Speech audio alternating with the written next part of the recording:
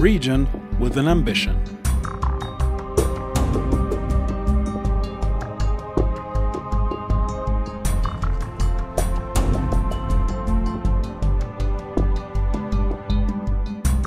The Swedish region of Västra Götaland is a region with an ambition to reduce its dependence on fossil fuels. The aim is now to increase the production and use of biogas by 25 times from 2009 to 2020, as part of the effort to become independent of fossil fuels by 2030.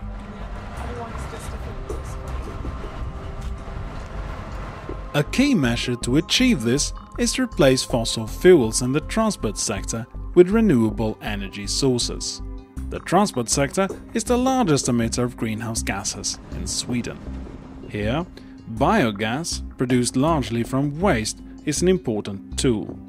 It causes practically no net emissions of carbon dioxide at all.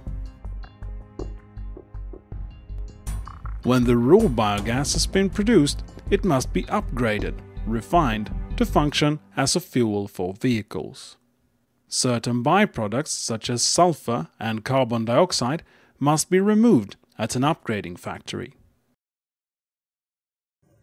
The support of biogas is important both because it helps us to solve the climate change and to get a renewable fuel, of course, but also for regional development to create new jobs. So right now we're in the city of Borås. We will visit the first filling station for this liquid biogas in Europe that's located in Gothenburg. A delegation from the European Interreg 4C project, LOCA, Low Carbon Economy Regions, visited Västra Götaland in November 2011 to see how this could be done. The delegation comprised participants from Denmark, Great Britain, Italy, Slovenia and the Netherlands.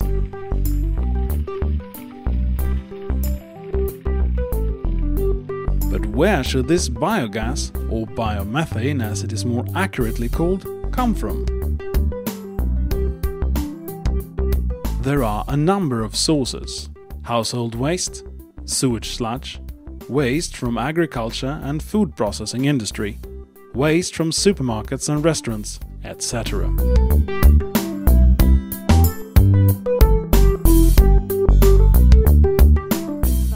Shipping model, and we've been producing biogas from household waste for about 10 years, but we started to produce biogas from sewage sludge in the 60s. So we have a long history of producing biogas from waste. About this plant. This is the first plant producing biogas from the manure from cows. The waste management companies in the municipalities of Västra Götaland now put biomethane extraction from these sources into a systematic context. Biomethane is extracted from organic waste, which is sorted out from household waste and industrial waste, instead of put on a landfill. It is also extracted from sewage water sludge and from agricultural waste, including manure from cows and pigs.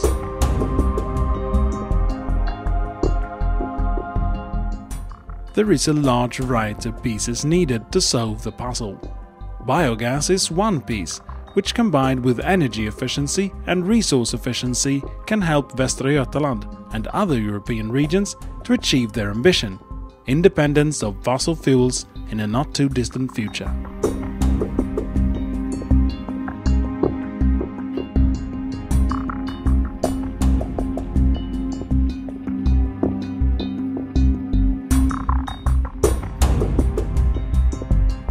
Okay, well, with regards to the site visits, to me it's been a really informative trip. I feel that we've started right at the beginning of the journey of the waste, so we've been to the farms and the areas where the waste is collected, and we've gone to the middle part where the waste is then separated and processed, right up to the other end where the vehicles are then fueled. So for me it's been fantastic to see the whole supply chain, starting with the cow and ending with the gas or the liquid that's going into the vehicle.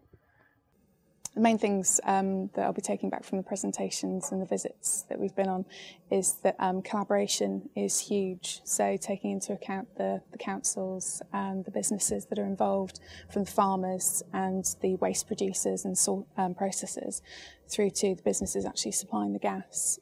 So making sure that everybody's involved throughout the process is really important for this sort of project.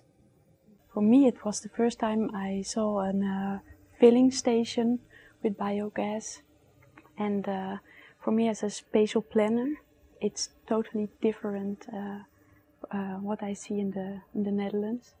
But I can imagine, or I could imagine that for us in the Netherlands, we can get some knowledge from Sweden to also develop such a kind of filling stations, cooperation between the public and private sector.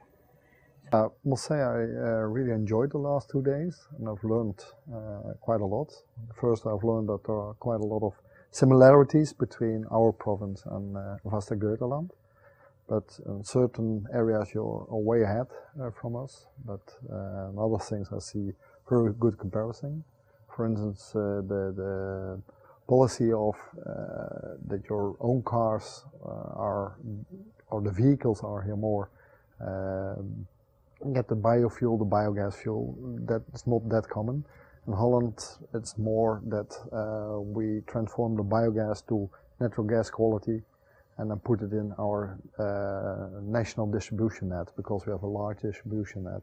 And then it goes to households and to industries, and we don't have that many filling stations yet.